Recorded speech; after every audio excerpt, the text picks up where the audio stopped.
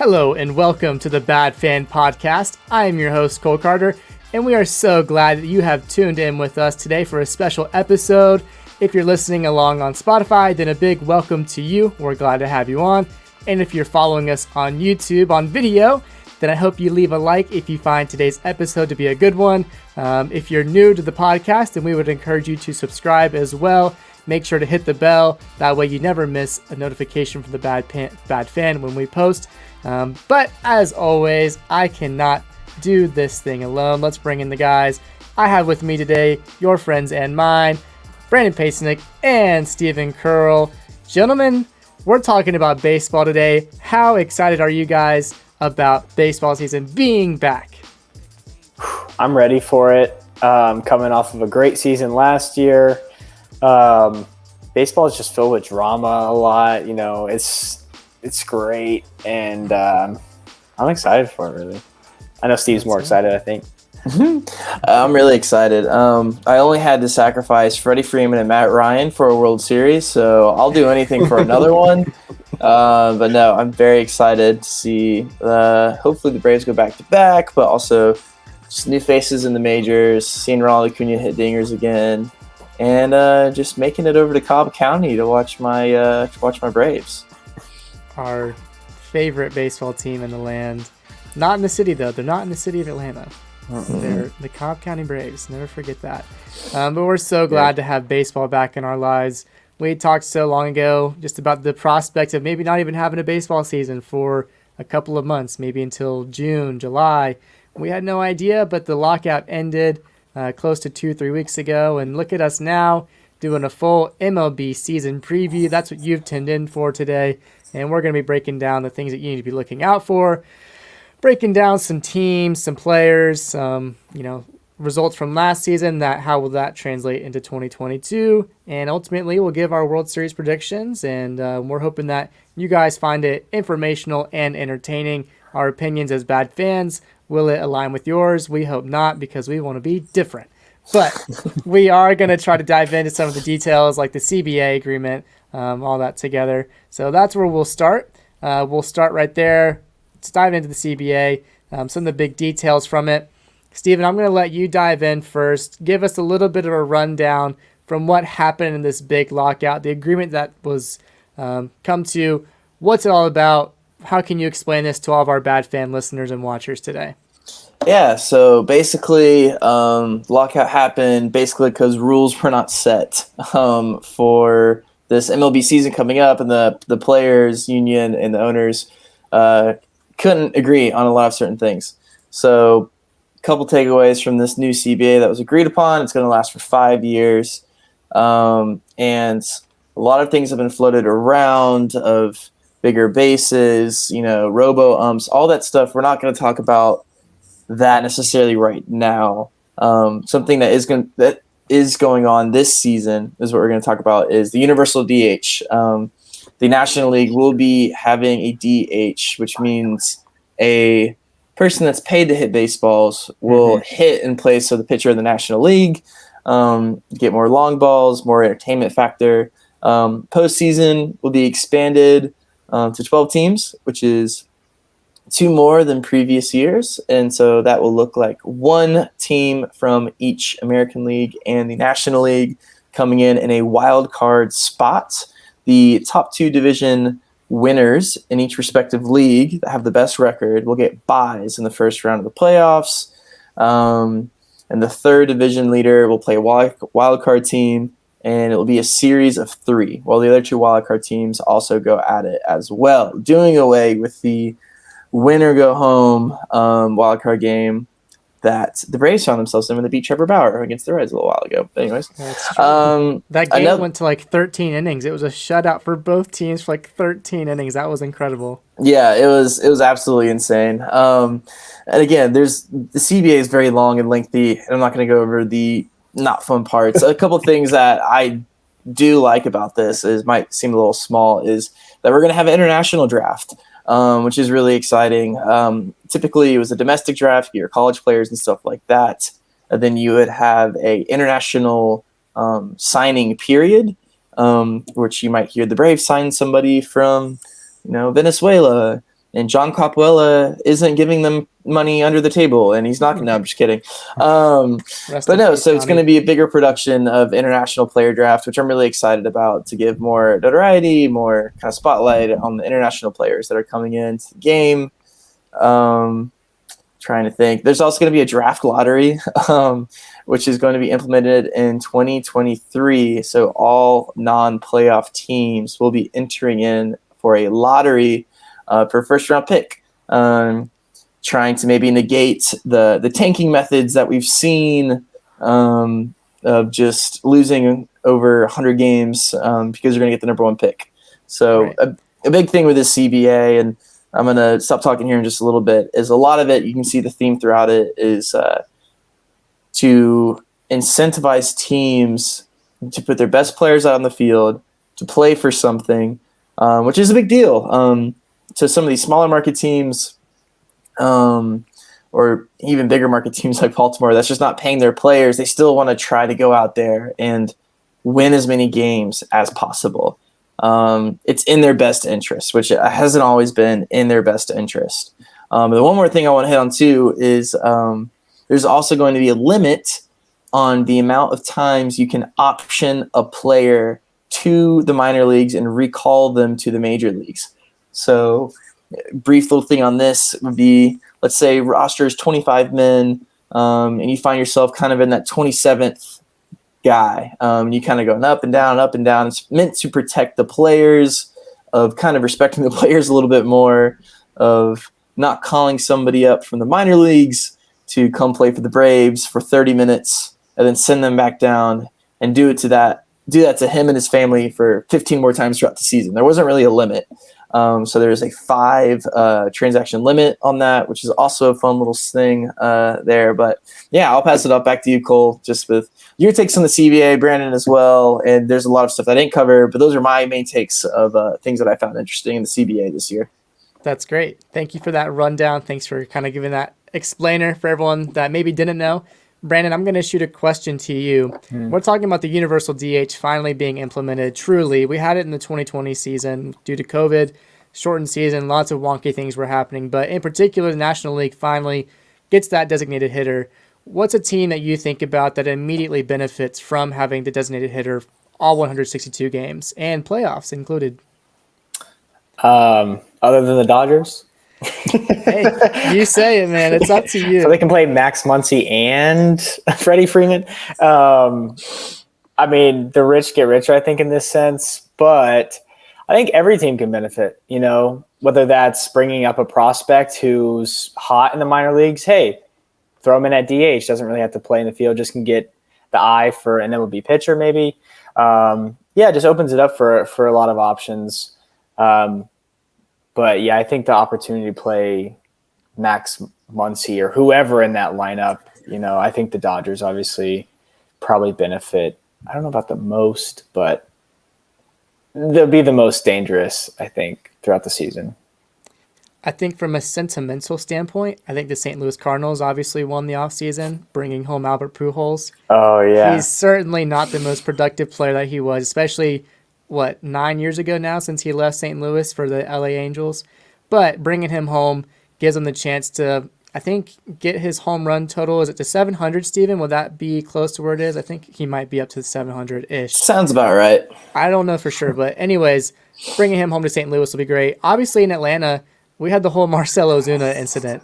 I mean, last year we were thinking, oh no, if he wasn't in legal trouble and also hadn't broken his hand, what were we going to do with him, platooning him in left field with that arm that legitimately might be worse than Johnny Damon's arm. If you remember Johnny Damon, that man could not. Might be worse than mine. Yeah. So it's good for the Braves to have that extra weapon, and especially with Ronald Acuna coming back from his torn ACL, the Braves can ease him back into the lineup through that DH position. It'll be interesting to see how they do that. Does that mean they sacrifice Ozuna a couple of nights? Having him just not be in the lineup, or do they throw him in the outfield? So it'll be interesting to see what they do. But obviously, like you said, the rich get richer. I mean, the teams like the Dodgers are just going to benefit the most, especially, the big signing with Freddie Freeman. If he can extend himself, in a healthy way through the rest of his career, the DH position will be a great way to soften the blow as he only gets older. Brandon, what else was something that stuck out to you from the new CBA that would be worth mentioning that Steven threw out for everyone to see? Maybe the prospects who finish first or second in the Rookie of the Year voting will receive a full year of service time. I'll let Steve explain it better, but I think that'll benefit, I guess, the value of Rookie of the Year. And I don't know. I was just really excited about the universal DH. I was tired of watching pitchers hit, to be honest. Yeah. Yeah, so more on that Rookie of the Year thing. It's kind of like when the Braves had Ronald Acuna. He won Rookie of the Year. Am I tripping? Mm-hmm. Yeah. So, but he won Rookie of the Year, although he didn't get his full year of eligibility. So we waited. We didn't let him break camp with the Atlanta Braves to gain control over him, his contract, not having to pay him a lot. So the way it works is, if you have a full service year in the MLB, you kind of lose your rookie status, and teams got to pay you more. So a lot of times you'll see these teams with top prospects going into the year. They'll let them go back down to the minor leagues so they don't have to pay them, basically. And so this is kind of like your kind of like you bet on yourself kind of deal, but for rookies. When you look at the previous rookies that have been coming up into the league, I guess Ohtani was technically a rookie, but no, like Vladimir Guerrero, coming in right away and just setting the league on fire. Excuse me. Whew. Allergies, baby. Excuse you on Spotify, everybody. I know, right? I can't talk right now. I'm going to have to defer to you, buddy. Okay, I got you. Take a second. I'm going to mute you. You can take a second. Yes. So I think a slight couple of things, little things like a bigger base path or bigger bases, like little silly things. But yeah, having that incentive to win Rookie of the Year, having that incentive to perform well that first year, not being not abusive, but taking advantage of these young guys who, honestly, they're just trying to make some money. They're trying to make their way into the major leagues, taking advantage of them when they're just trying to break into the league. I remember Ronald Acuna, like Steven was saying, he came up in like May after that service time threshold had been met. So then Brady's like, okay, now we'll bring you up, gaining control another year. So I like that. That makes sense. It's a healthy thing for the teams for the players, really, for the teams to not take advantage of anymore. But yeah, some good implementations from the CBA. The Rule 5 draft is an interesting one, I guess. I think that's been something that a lot of players have actually benefited from potentially. But maybe that's something I'm not seeing as much. It's why they would have wanted it. But yeah, pitch clock next year, we'll see that. I think that'll be good for the average fan to see. We're not really worried about that quite yet, but that'll be a big one that we'll talk about next year when that's finally implemented. But yeah, the CBA, I'm glad it got done. But we do want to move on. We've had a lot of talk about things that people probably don't care as much about. But when that CBA was finally agreed upon, that allowed free agency to open. And we've covered a lot of these things briefly, just talking about them in headlines.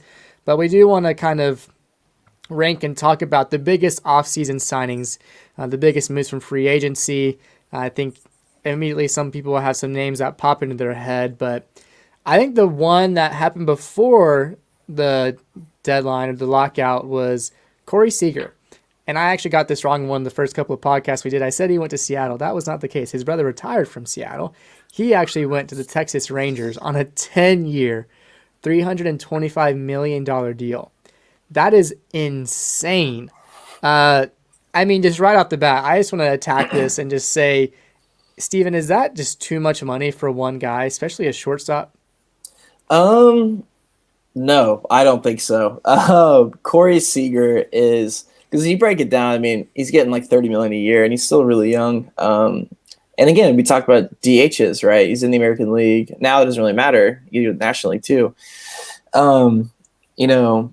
And you see guys maybe like Alex Rodriguez that started off on this huge money shortstop for the Rangers, but it ends up falling in that DH role. So the guy can hit baseballs, and it's a huge statement to the Rangers fans to sign him for 10 years, $325 million, as well as Marcus Semien for 7 years, $175 million. That's outrageous. That's a left side of the infield that's going to be very good for a very long time. But initial reaction, collected the bag, was worth the money. So good for him. Yeah, and I think Simeon as well, if I remember correctly, I don't think he had a great, is it 2019 or 2020, but in 2021 he just tore it up in Toronto. So good for him. Obviously good for him and Corey to get the bag in Texas. Does this make Texas contenders, or are they still pretenders, do you think, Steve? They're still pretenders, but they're not far off. These moves are, it's that combination of we want to put something out on the field, right? And so, they're still going to be a really good team. And who knows? With this expanded playoff, they might sneak in. You never really know, but I don't think they have enough depth throughout their lineup, and their pitching mainly is the thing that's just going to be atrocious. But they're building for the future, so it's encouraging. If you're a Rangers fan, you're ecstatic. You get to see Corey Seager and Marcus Semien, kind of one of those guys that's really flown under the radar his entire career throughout Oakland and over in Toronto, and he's a good hitter. But I'm really excited to see him in a lineup that's getting better. So I think they're maybe not pretenders, but they're on their way. They're on their way. They're doing all the right things, and they're locking up the future. Do you think they'll finish last in the division again? It's a really tough division. I was just looking at it. I think the Mariners are looking to make the playoffs again, or they didn't make it. They didn't make it last year. They have not made the playoffs like since 20 2001. years. Right. They're looking to make it this year. They're knocking on the door. The Astros are obviously top 5 team in baseball, maybe. So they only won 60 games last year. So I think they'll do a lot better than that. But yeah, I think the cellar dwellers are going to belong to the Oakland Athletics.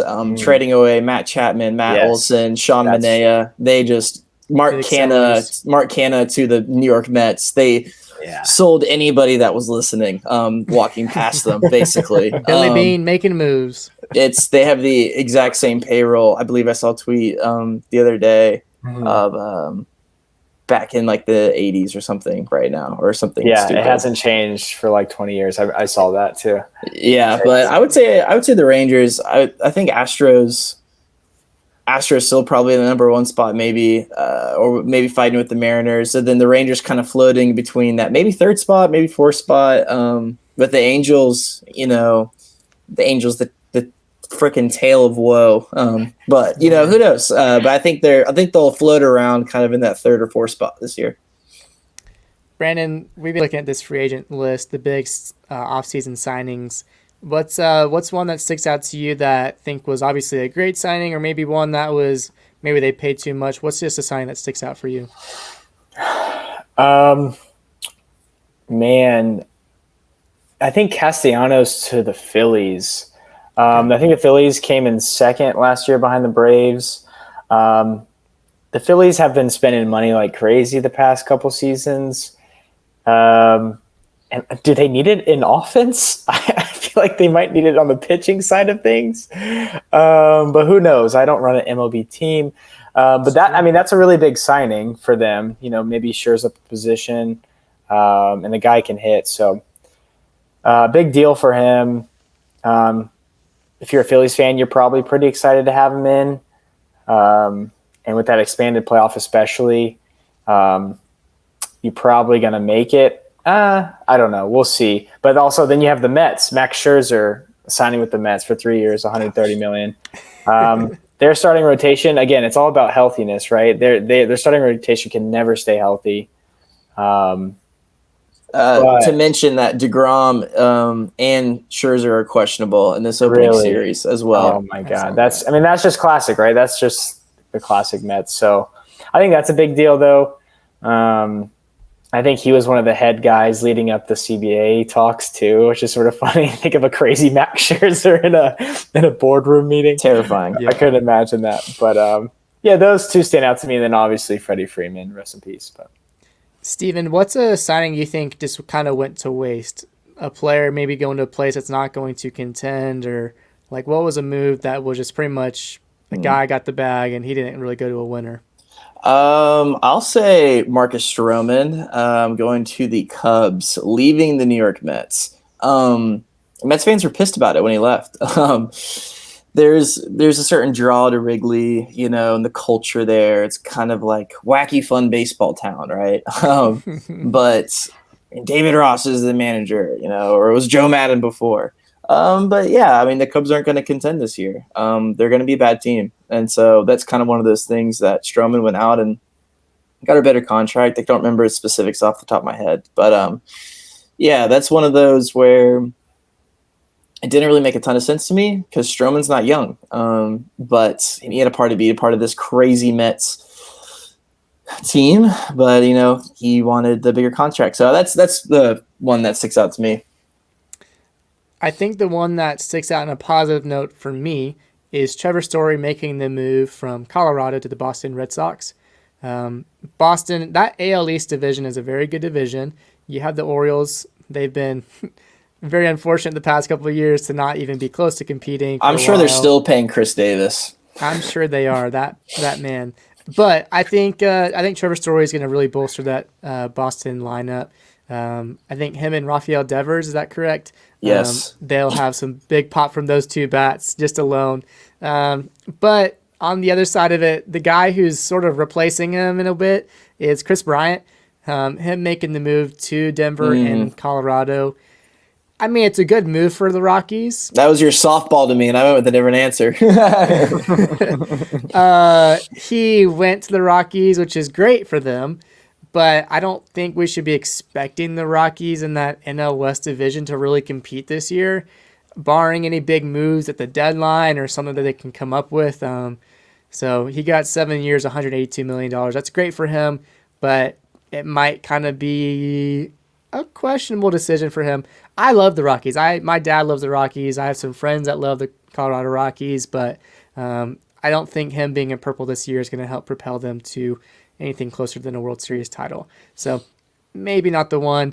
I think one that people are looking at, it's not even for this offseason, despite him signing this offseason, is Carlos Correa. Him leaving the Houston Astros to go to the Minnesota Twins. That shortstop position is going to be on the mark, a hot commodity next offseason. So people are talking more about his option to leave next season than they are about him even being in Minnesota this year. Guys, do we really think he's putting down roots in Minnesota, or do we think he's, just giving a shot for 1 year and going to get out of there next season? Not by the looks of his contract. He's not putting any anchors down. I would just say no. I mean, if you just look at the contract, you have an option after every year, a player option. That looks like a guy that didn't make as much money as he was wanting to and is hoping to make it in next offseason. To me, I don't know. Yeah, I mean, I think it's a good sign though for the Twins. Honestly, it's kind of if you can get Correa, but you have to give him an extremely player-friendly contract. I mean, but again, you're getting Correa in a lineup with Byron Buxton and Polanco and the rest of those guys. I mean, maybe make it happen. You traded for Gary Sanchez, but yeah, I don't think he's staying. All those opt-outs, but might as well give it a shot. He'll hit a lot of home runs for sure. Yeah. I think we'll cover one big last player unless y'all have a couple more. But Steven, I don't know if you were on the podcast to talk about it when we did or not, but break down that Matt Olson deal for the Atlanta Braves. How good of a move it was, or maybe was it the right move at the time? Give us your opinions. Give us the breakdown real quick. So free agency is crazy, right? So losing Freddie Freeman, the Braves acted fantastic. You had to know that they were going to extend Matt Olson to a different contract once we traded for him, and you give up a Christian Pache, which I love the guy. He was actually our starting center fielder. Opening day last year. So needless to say, it didn't work out. But yeah, I mean, you still have got guys like Drew Waters coming up in the minor leagues, and so it's not like you don't have outfield, prospects. And Michael we gave Harris. Michael Harris as well. And you give up Shane Lagar as the catching prospect, and you have catchers. And I think the Braves are kind of really stamping down that they're going to win a lot of games, and they're not going to let romanticizing a first baseman get in their way. Kind of cutthroat, kind of harsh, whatever way you want to look at it. But the 8-year, $168 million contract is amazing business by the Braves. Matt Olson is 27, I believe. And he mashed more home runs last year than Freddie. Again, not saying he's a better player. However, it's a guy that's from Georgia. The move just made way too much sense. I'm ecstatic to have him on the team. Again, Freddie doing 6 years, 162. We got Olson for 8, 168. So you don't have to be fantastic at numbers to know that just on paper, that is a better team-friendly deal. Braves love control over their players. It's a great move by AA, and I love it. Yeah. Don't call up John Kissel with that opinion because he'll give you an earful. So. Yeah, and I think K. Nort, we talked about him last episode. I think he has some opinions about the Braves as well. But, overall. I mean, they're evil for sure. The Braves are evil. That's another episode. There's no doubt about it. I love this team.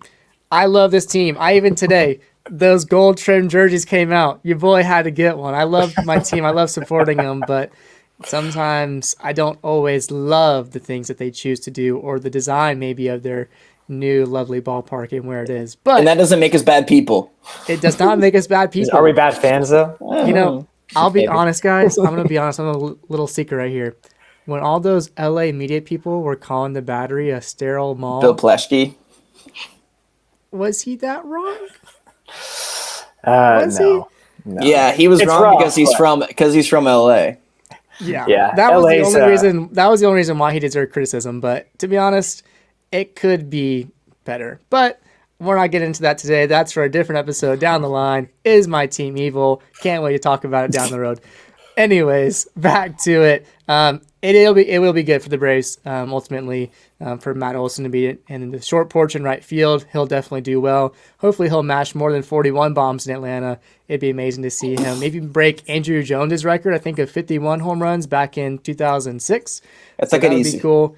Andrew was maybe cheating. I don't think so, but I think the dude deserves at least a chance to be in the Hall of Fame. Last move real quick, Brandon. Last guy I want to talk about, Kyle Schwarber making his move to Philadelphia. You were talking about the Phillies earlier. Yep. He's sort of that missing piece potentially to get them into that last playoff spot too, you think? Yeah, and he had a pretty good season last year. He was with the Red Sox, right? Yes. Who did he end the year with? He got traded from Chicago, I think, correct? Yeah, I think. Or Washington. Sorry. Shoot, my bad. Yeah, I think he had a pretty good season last year, and then he did. I mean, if he can do that for the Phillies, hey man, the Braves need to watch out. Yeah. Anytime the Phillies come to town, it used to be the Nationals, but anytime I see Bryce Harper in Atlanta, I always know that man's going to hit a home run. I never boo. When people boo every time, stop booing. Every time I'm at a game and Bryce Harper is there, it feels like he hits a home run every time. I'm kind of used to it. It didn't matter if it was in Turner Field or Truist Park. That man always seemed to hit a home run in Atlanta. Yeah. Some other faces and new places. These aren't maybe the biggest offseason signings or moves. This past week, the LA Dodgers traded A.J. Pollock to the Chicago White Sox for closer Craig Kimbrell. So we're kind of in a Matrix moment where Kenley Jansen's in Atlanta, Craig Kimbrell is in L.A., Freddie Freeman's in L.A. Something's wrong with the world. Anyways, sort of weird. The Tigers signed Michael Pineda. The Yankees traded Luke Voigt to the Padres. Did the Padres move Eric Hosmer, Steve? Or are they going to kind of platoon the two, fill them in with the DH maybe? What do you think? Yeah. I mean, I don't know. I mean, you could either put them in interchangeably at the DH spot there. I don't know who's the better fielder off the top of my head. I'm going to say Voigt because he's younger probably. Hosmer's had those injury issues, but yeah. We'll see. Jock Peterson, the Pearls, made their move to the Bay, leaving the A to go to San Francisco with the Giants. I'm sure he's happy about another chance to compete. That San Francisco Giants team was a very good team last year. We'll break it down a little bit more, I think, later in our predictions, talking about everything. But, I mean, did that team overperform last season, or should we expect them to repeat and compete with that LA Dodgers team? They are going to win 15, 20 games less than they did last year. Because they won like 102, didn't they, last year? Yes, they lost Chris Bryant. They're losing Buster Posey. Kevin Gausman. That's crazy. 107. It's just not going to happen. Johnny Cueto's on the team. I know he's old, but he ate some. And like everybody, not even I would say like overperformed. Like there's a lot of good young players coming through that system right now, but to get rid of your Posey, your Bryant, it's just they're not going to. And the NL West only got better around them, and they got worse. So that's just kind of how numbers work again. Yeah. Yeah, that's kind of crazy. Like I said, Atlanta brought in Kenley Jansen. Zach Greinke comes home to Kansas City to be back with the Royals. The Royals also traded pitcher Mike Minor, formerly from Atlanta, to the Cincinnati Reds for Amir Garrett, the guy who loves getting in fights. Big man, loves seeing that. The Athletics, like we said, they kind of unloaded this offseason, not expecting them to be competitive since they sent him to Toronto. The Yankees signed Anthony Rizzo. The Brewers signed Andrew McCutchen. And then the Yankees trying to find something in that AL East division. They had a sad offseason. Yeah, they got Josh Donaldson. They gave up Gary Sanchez and Gio Urshela. They got Kiner and Falefa. I don't even know who those guys are, honestly. Kiner Falefa. It's a both and name. It's one dude. Gotcha. He's a shortstop. Very good. Look how oblivious I am. That's how sad it is that these Yankees aren't bringing in the big names. You would have expected them to bring in a couple of guys, and they really sat on their hands and did nothing this offseason. Yeah, I might eat my words here, but the Yankees fans are always known for bringing in these big players, and they can't even get anybody into their stadium other than Josh Donaldson. So I think they have good pitching, though. I think maybe their bullpen, so who knows. But it's just funny to watch John Boy talk about him. They're trying to get hype for the Yankees. It's just like trash. Yeah. Yeah, it is. It is tough. Let's look at some of the better rotations. We'll get into kind of what happened last year in a bit. But some of the better rotations. We talked about those big names moving in, but let's dissect some teams that really have the strongest starting pitching. Steven, get us started. Who's that starting rotation that if you had to face them in a 5-game series or 7-game series for that matter, you would be terrified to see? I think, based off of last year, the lowest team ERA in the major leagues was the Los Angeles Dodgers. And, they have Buehler, Kershaw. They even had Scherzer on part of that crew last year. But I'm going to go with the Milwaukee Brewers. They had a great team ERA of 3.5. Third best in the major leagues, and their bullpen was scary too with Hader in the back as well. And they're just one of those teams that the Braves ended up taking care of in the playoffs. We were able to jump on them. But yeah, I think right now going into this next year, it's got to be. It's just because of the fear factor. It's just because of the wow factor. I'm actually probably going to go with the New York Mets. That was a lot of external processing. Jacob deGrom, Max Scherzer, Corey Bassett. I'm forgetting some other people too right now. But their team, those guys, just deGrom and Scherzer. The fact that they're on the same pitching rotation is absolutely terrifying. They did lose Syndergaard. Syndergaard's gone to the. He's in the Angels. Yeah. But, it never really came together with the whole Harvey, Matz, Wheeler, the whole crew there. But, give credit to Steve Cohen going 2015 it did. They did go to that World Series in 2015. Yeah, good thing they left Matt Harvey in there for the storyline, right? That's a good thing. But, yeah, so I would say the Royals, baby. Yeah, right. No, I would say the Mets, though, because, deGrom's an MVP, and Scherzer is absolutely insane. And I think both of them make up for at least 2 starting pitchers themselves. So I'll give those Mets, they make up 4 starting pitchers. They're great. They're incredible. They're gonna go a long way if they could stay healthy. And I think another thing too, real quick, is you're talking about mindset of playoffs, right? You go into a series against the New York Mets, and you have to go up against Scherzer and deGrom. You're assuming 2 losses right off the bat. I mean, in reality, and that's hard to work back from. So I think that's another fear factor that they have going for them this year. Yeah. Brandon, what's the rotation you don't want to see in a 7-game series coming against you? I don't know. There's a lot of good teams that have really bolstered their pitching. I mean, you mentioned the Brewers. They're obviously really, really good and probably are the best. But the White Sox have, built up their team pretty well, their pitching rotation. I'm always afraid of the Dodgers, though. You have Walker Buehler, Julio Urias. You still have Kershaw there. And then there's a whole host of other pitchers they can choose from. Dustin May's hurt, but he's a young gun. Hell, they'll get Trevor Bauer back. And if Trevor Bauer is your 5th starter, I mean, what does that say about your top 4 guys? You know what I mean? So it's like those dudes, I mean, they'll win the division, especially with the offense that they now have. They can put on the field every day. I mean, that's a really tough lineup to go against, I think. But yeah, I don't know. What do you think, Cole? I mean, I think the Brewers last year were the best, 3. You had Corbin Burns. He won the Cy Young. I had to look that one up. So he's really, really impressive. But seeing the Dodgers, and Clayton Kershaw is getting older, I think Buehler, when it's come to the playoffs, just hasn't shown that consistency. Same thing with this other team that's in the NL West. The Padres have a good rotation. I mean, Yu Darvish, when he's on, is really good when he's healthy. Joe Musgrove is a pretty solid pitcher. They just brought in Sean Manaea, and then Blake Snell. I mean, that 4 right there is a really, really good rotation. I think if they can be healthy, that might carry San Diego right up to where the Dodgers are. I don't, like you said, the Giants probably won't repeat what they did last season. So seeing that Padres staff, I think they could be the ones that would prove that they might be the best rotation this year. Honestly, I think that's what we could see. The White Sox are solid. They just gave Lucas Giolito a good deal, but Dallas Keuchel's getting older.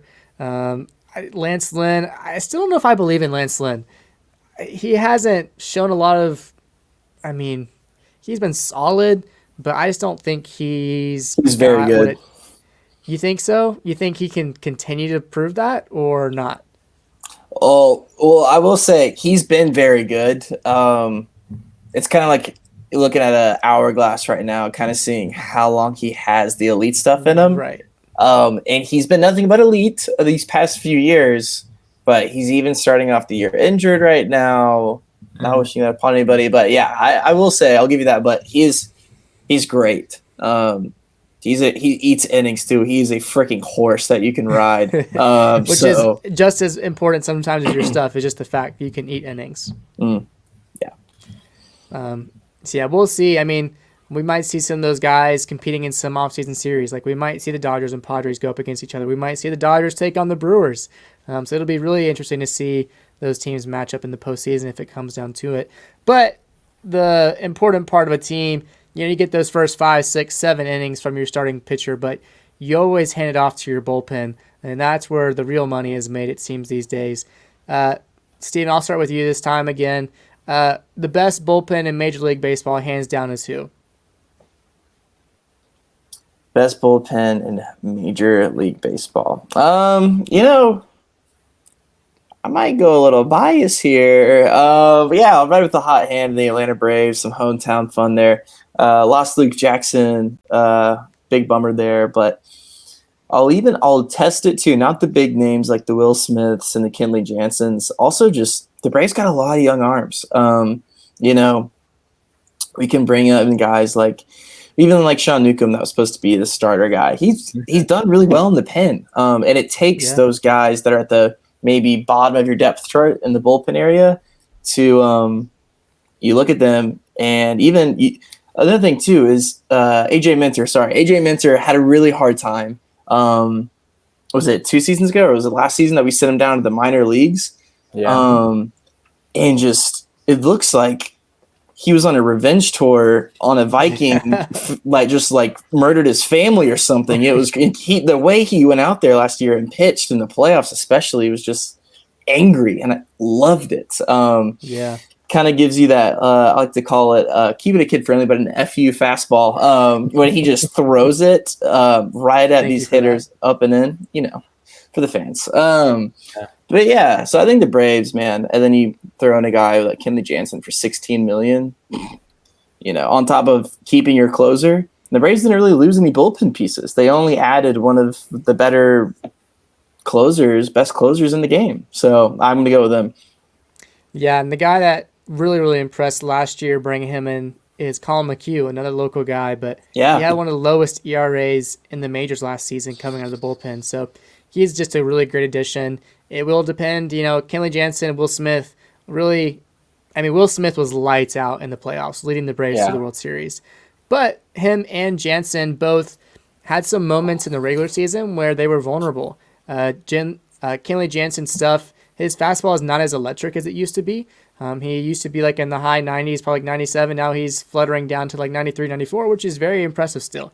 But he's having to work now on keeping hitters off balance, mixing it up with the slider that he has, which is a really, really good pitch to get guys out on. But he can't rely on just blowing you away. He has to now get you off balance, find ways to strike you out, get you out, because he is vulnerable, to giving up those big home runs late in the game. So the Braves will have to keep it close. Those guys might flip-flop, Will Smith and him closing out games, but I do believe in the pen. Staying healthy will be important. Some of those guys are getting older, like Jansen and Will Smith, but it's hard to overlook, a team like the Milwaukee Brewers. Having Josh Hader, he's just such an impressive pitcher. I think he may have had a really long streak last season where he went probably like a couple games, like at least a dozen games without giving up like a hit or earned run or something like that. I feel like he had some kind of crazy run. So the Brewers just have an amazing pitching staff in general. And so I think they look good, but I don't think they're the best. The Dodgers have a lot of, hard throwing guys. But I think they showed in that playoff series against the Braves that, when we got to their bullpen, I felt like that's when the Braves took control of the games. I don't know if you guys agree or not. So it's hard to look at them from last season and think if they improved or not. Going from Kimbrel to Jansen, which Kimbrel are you going to get? Sometimes he's just a shell of himself. So if they get the Kimbrel that was in the first half of the season last year, I think it was the first or second half where he was just really impressive. He'll be a great addition for them. But, I don't know. Brandon, what do you think? I don't really have much to add. I think the Braves have the best bullpen just looking at it. But I will say the night shift, and a great name. I don't know if any other teams have names for their bullpen. What a name for an arm barn. Yeah, but the night shift it's S tier. But yeah, like I was saying, the Dodgers starting pitchers, they have a lot of guys that they could start, but also those guys can still come out of the bullpen. Yeah. So you have like Gonsolin, Andrew Heaney. Even David Price could come and give you an inning if you needed it. So it's just like Urias has also been a bullpen guy in the past as well. Yeah, I feel like they like to mix them around. So pretty fluid pitching lineup, I guess, for them. But they're obviously pretty scary too. I don't know, Steve. What do you think? I was just gonna say, especially Brewster Gratterall or whatever. Yeah. That guy is terrifying. It was like 103. So scary, I still had nightmares from the 2020 World Series that was played in the bubble. Him just coming onto the mound and just blowing us away. It's fascinating to watch him pitch because it looks so effortless, and he throws like 103 miles an hour. He has hardly any windup, and it's just amazing how it's crazy. I guess he's just so strong, or just I don't know what it is. His momentum is insane to get that ball to the plate. So that's the pitching. That's the pitching side of things. Just as important as pitching, it's hitting. And these lineups are only getting better for some teams. A lot of teams we have seen have been sellers, which means there has to be a buyer, and that means improvement is happening. Brandon, I want you to start this segment off.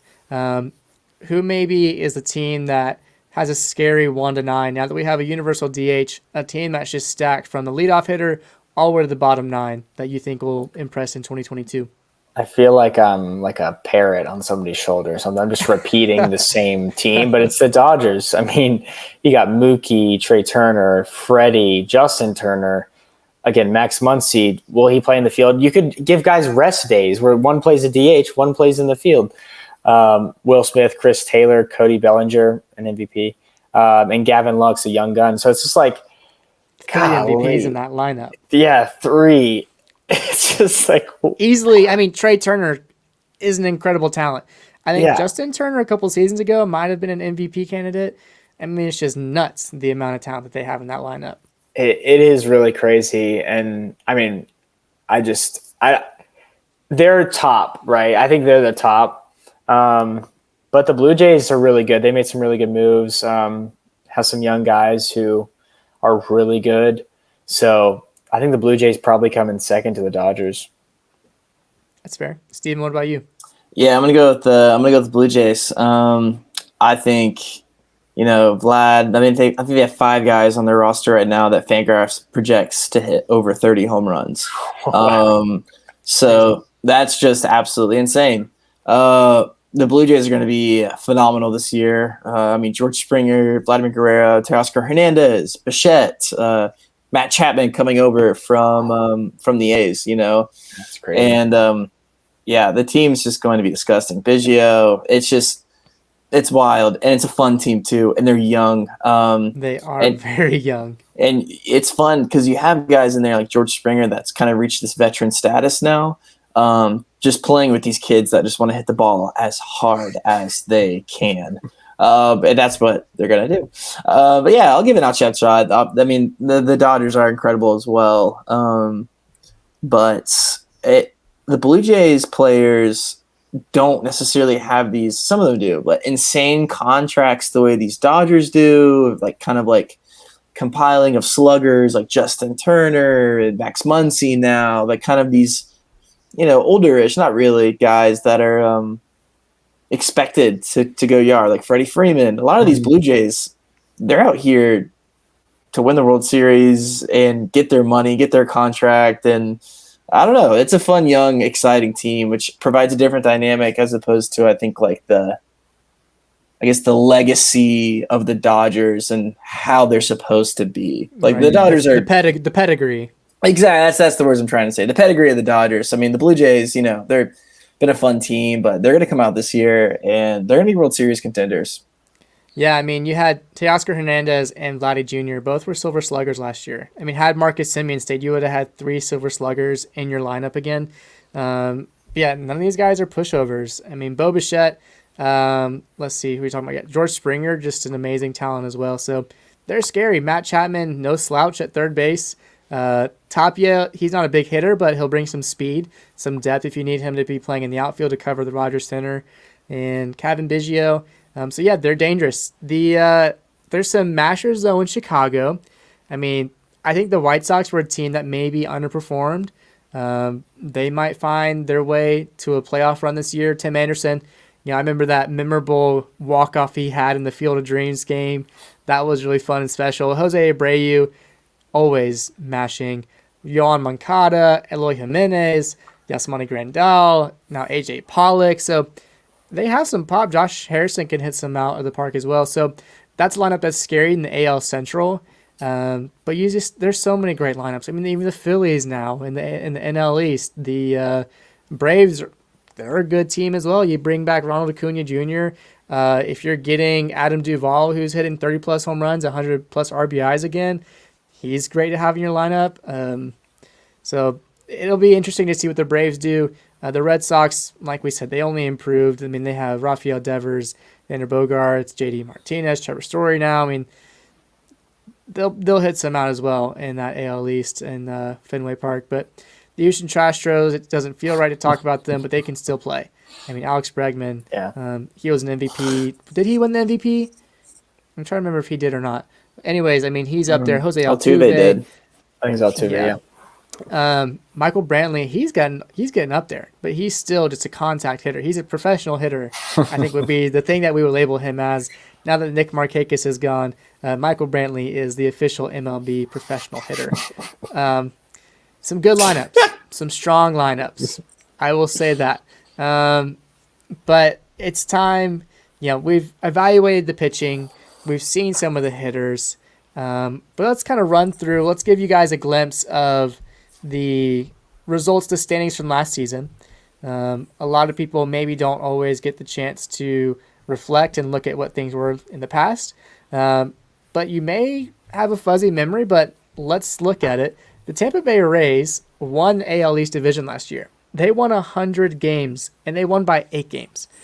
So we're going to run through this and then give some predictions for each division. Steven, the AL East, what was the breakdown from last year? What should happen this next year?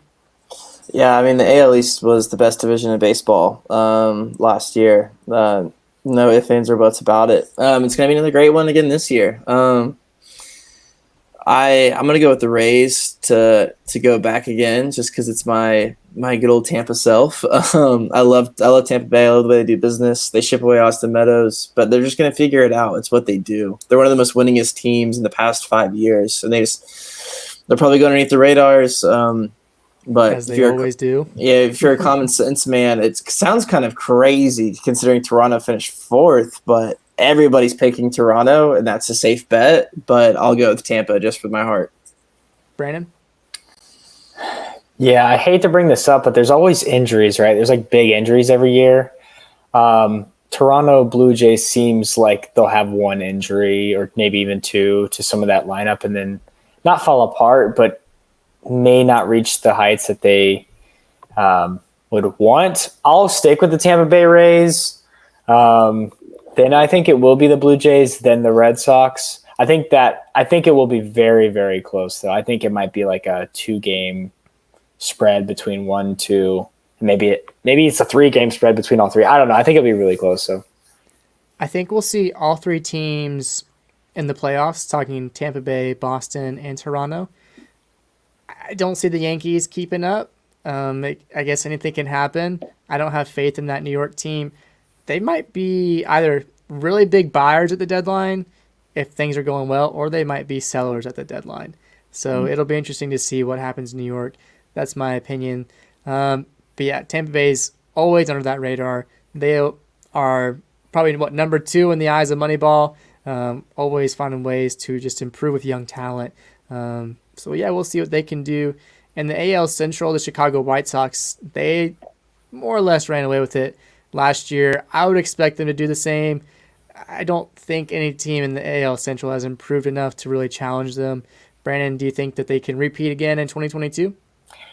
yeah, it'll definitely be the White Sox. I think it'll be convincingly again. Yeah, the now Guardians. I was sort of surprised to see that they ended up in second. I think they have an okay pitching lineup, and their field players are, again, pretty mediocre. So maybe they'll sit in second, but I don't really think they have a chance at a wild card or anything. So I think there's only one team coming out of that division. Yeah, I mean, it's going to be the White Sox this year. I think the Guardians fall to 4th this year in the division, behind the likes of the Tigers and the Twins.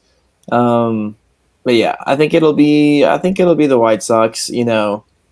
Maybe if everybody on the Twins plays to their highest potential, they can get a wild card berth, but I don't think so. Does Javi Baez have enough pull in Detroit to do anything? No, I mean, that Detroit lineup, it's sneaky good, especially with this addition of Meadows. I think Baez hits a quiet 35 home runs, 100 RBIs, but it doesn't get him anywhere. Right. The AL West has seen the Houston Astros dominate it feels like we're getting close to probably 7-8 years now, I think. I mean, they've really been going at it for a long time now. Mm-hmm. But these teams, we talked about the Texas Rangers. They're trying to build up a team. Is it buying for now, for the future? I guess that remains to be seen. The LA Angels have Mike Trout, Shohei Ohtani. I mean, they signed Anthony Rendon. Yeah. So those 3 guys, you would think, wow, they should be carrying this team to at least the playoffs, at least the playoffs appearance. I mean, Shohei Ohtani won the MVP. The guy's a 2-way dominating pitcher and hitter. I would hope that they can make the playoffs. I think that just depending, I guess, on how the playoff system works and all that, I think they could maybe find their way into the play-in games. So I'm putting some faith in the Angels, but I think Houston still just has enough talent to win that division once again. I agree with you. I think it'll be Houston, Seattle. I think it'll be close. And then I do think it will be the Angels. The Athletics might drop all the way to the bottom. I don't know. Yeah, I wouldn't be surprised. Steve? Yeah, all Athletics will drop all the way to the bottom. But yeah, I think the Astros are going to win the division. I would love to see Seattle break that horrible playoff curse they're on right now. I do too, dude. I want them to, but I don't think they will. So I think the Astros run away with it. Not run away with it. I think it's competitive, but yeah, it's Houston's for sure. Well, moving on to the National League side of things, I'm going to make this a little bit bigger for everybody. The Atlanta Braves, your World Series champions and NL East division winners. This division has been highly advertised the past couple of years. Some teams with some great winners. The Philadelphia Phillies have been big spenders. The New York Mets won a World Series 7 years ago. The Washington Nationals won a World Series in 2019, and now you have the Braves who won. So a lot of competitive teams. It's kind of crazy to see the Marlins finish over the Nationals. What a fall of grace that has been for the Nationals. But I guess the big question is, it's been 4 years in a row now that the Braves have won the NL East. The big question will be, can they, one, return as NL East division champions, and can they repeat as World Series champions? I want to hear Steven's opinions first. Yes, they will win their 5th NL East title in a row. This is a team that won the World Series without Ronald Acuna. They lost Freddie, added Olsen, added some bullpen depth. This team's going to be better than they were last year. I'd say the Braves win around 95 games this year, and I think they win the division. I think the Mets come in second. And I think the Phillies are in third. Miami, same thing in fourth. And Nationals in fifth. I think it's going to be pretty straightforward. Maybe not as competitive as a lot of people are kind of making it out to be. The Braves are just better than the other teams. Yeah. Brandon? I was going to say, I think the Braves are still by far better than any of those teams. Respectfully, of course. Respectfully.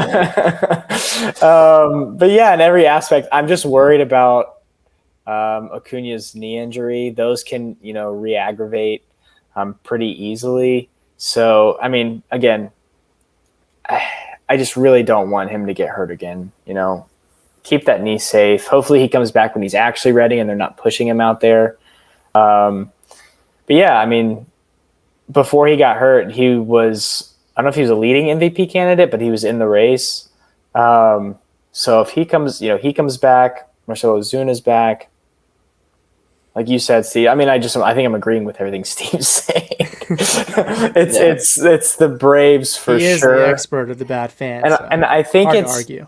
Yeah. And I think you guys, I saw something. It's like the Braves might be like the best dynasty in baseball.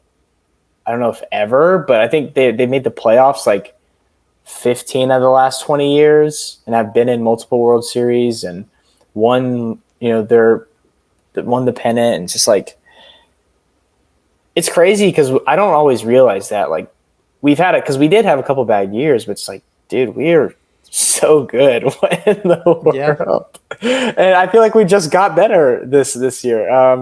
But yeah, I think it'll be really contested. I'm going to stop talking about the Braves now. I think it'll be really contested, though.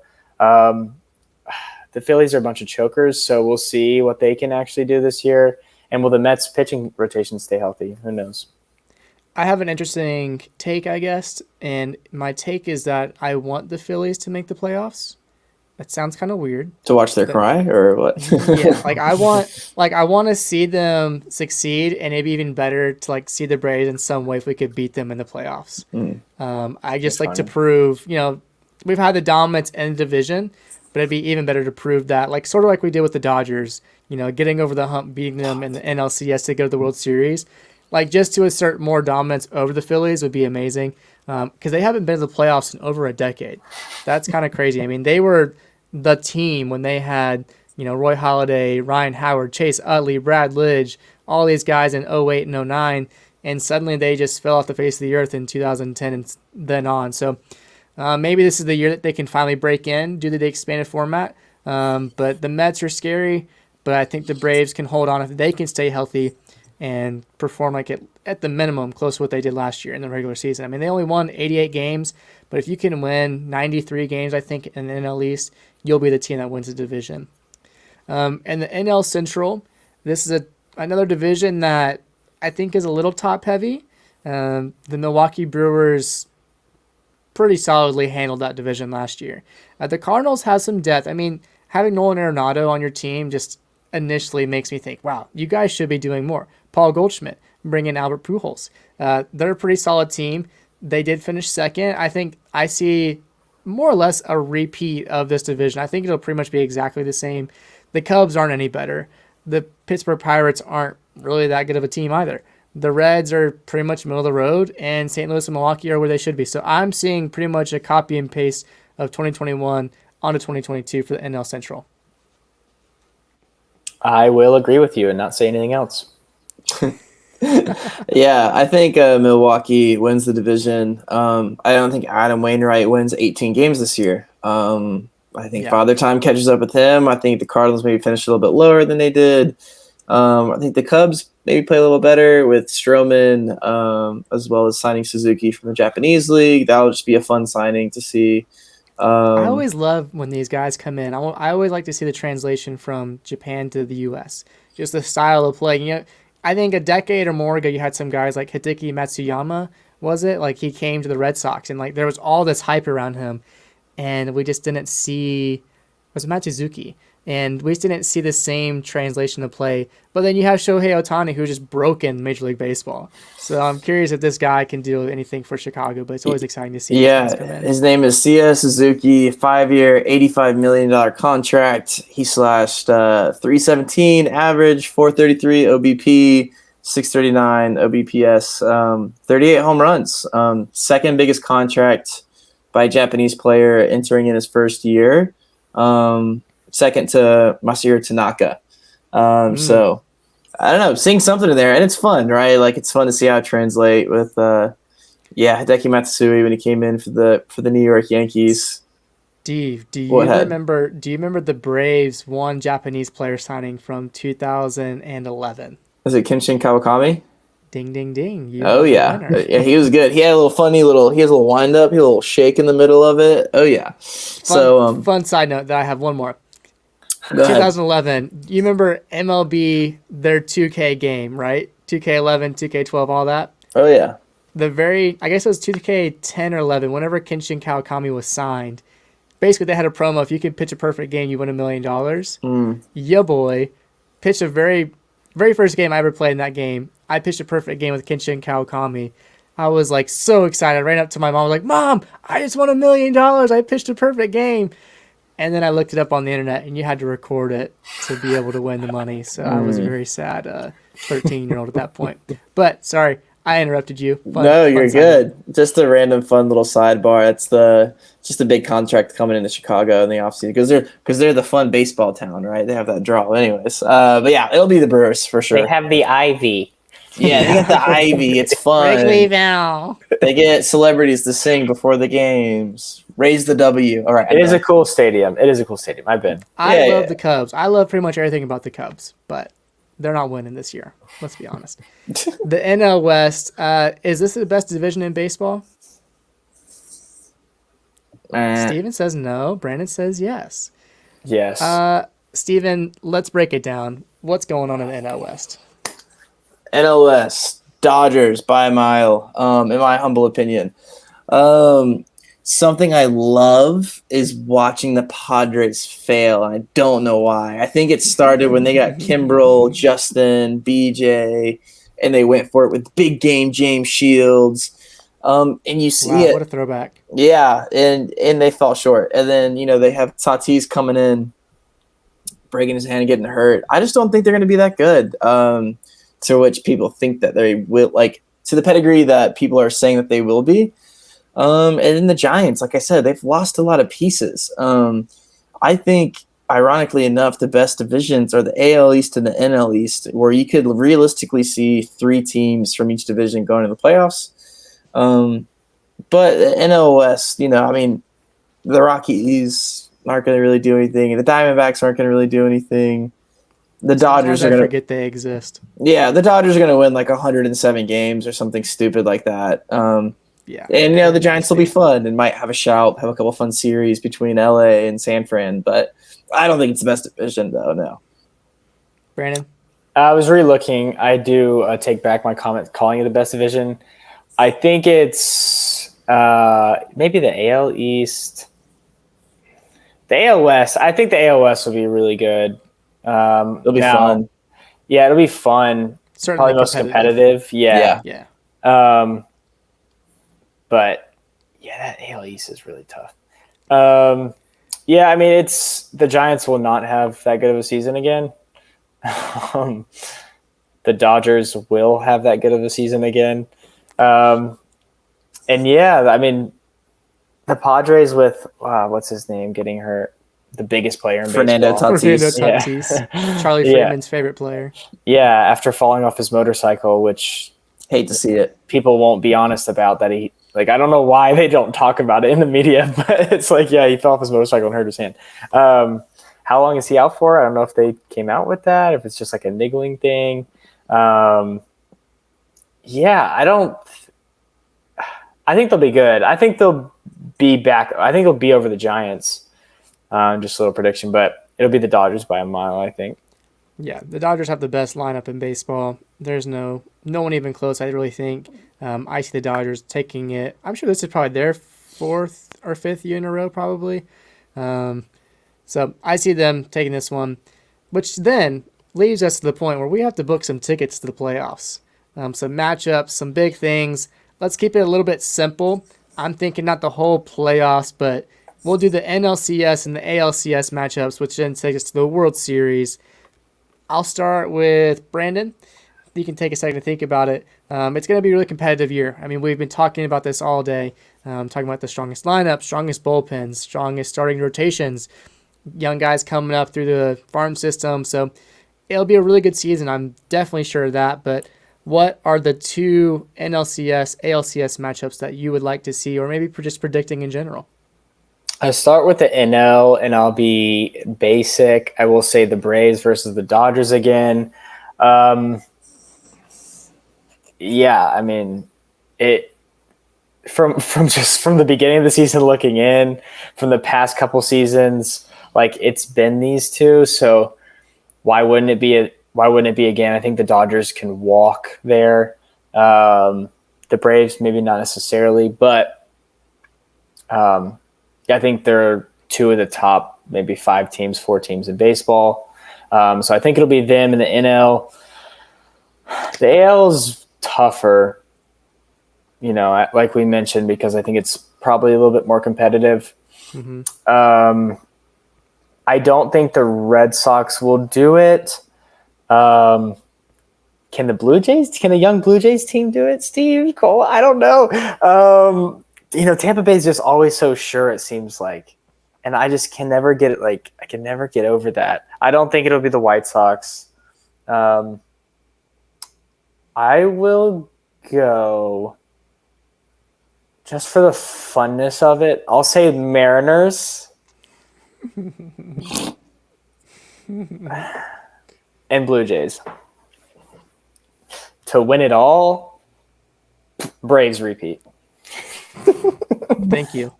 I love it. Sorry for the final though. Who did I say? Blue Jays, Braves repeat. It's a cool series. That'd be entertaining. That'd be fun. I'll go NLCS. I'm bored with the Dodgers, so I won't put him in there because I just hope Dave Roberts doesn't even get to the NLCS. Mr. We will win the World Series. Get a ring outside of a bubble. Anyways, I think it'll be the Brewers playing the Atlanta Braves in the NLCS. The Braves taking the cake. And then on the AL side, my voice, y'all. Showtime. Almost there. I know, right? AL, I'm going to go with the Blue Jays in the ALCS, and they're going to be playing the Astros. And I'll go Blue Jays. Yeah, Braves Braves Blue Jays World Series. That sounds really nice. And I'll go Braves repeat. Dang. I'm gonna go I think this is. I might be making this up.